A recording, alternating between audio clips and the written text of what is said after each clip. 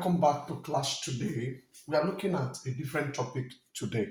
In our previous classes, we have dealt with laws of logarithm and indices, and exponential equations. So if you really want to understand logarithm, exponential equation, you go back to our previous video.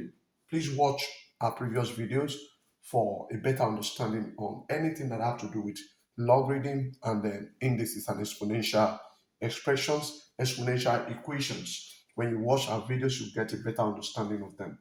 But if you have any question, you can get across to us in our comment sections. We'll respond and reply all your questions and comments. Thank you.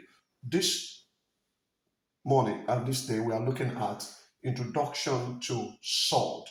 We'll be looking at this topic, we'll look at its intent, we'll look at it thoroughly, and some questions that have to do with that. First of all, you need to know what surd is. Surds are irrational numbers which are roots of rational numbers. I want to believe you know what irrational numbers are. These are numbers that really do not have a perfect square, or numbers that have continuous decimal, that's a recurring decimal that will never come to an end, that you can see on the board. Now, root 2, though 2 is a rational number, but you can see root 2 is, you can actually get a definite value for that, except in decimal form, and that goes with all other numbers. That also goes with numbers like pi, like that. You will actually not get a real value for these numbers. Now, rules of surd, when you have this a times b square, that will give you square root of a times b root a times b. That will give you root of a times root of b.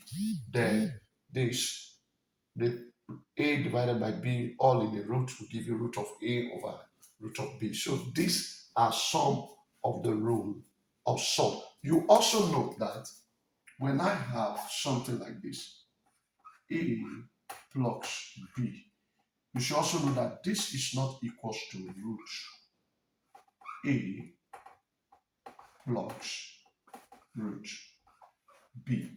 This will never be equal to. We will look at this and see how it correlates and see how this can never be. So let's see the first one. Let's say we have root 16. Okay, so let's say root 20. Root 20, this will give us, what times what will give us 20? That is 4 times 5. We can end up saying that we have root 4, square root of 4, and times root 5. So you already know that square root of 4 is what? Is 2. Then 5 is an irrational number, so we have. So this will give us our final answer. That's proof. That's the proving for this particular expression. Now let's check for this, the second expression, which is a little different from the first. Let's say for this expression, this particular one, we want to see if that is true.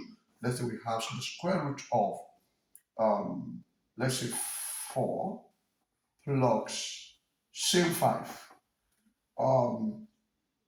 We can actually say that we have, this can never be equal to the square root of 4 plus square root of 5, because this can never be, because this is going to give us, this will give us a wrong answer, which is going to be 2 plus root 5, which is never equal to 5. 5 plus that will give us 9, which is going to be 3. And 3 is not equal to 2 plus 5. So that proves that when you have two numbers adding under a root, it will never be the separation of the different values. Thank you.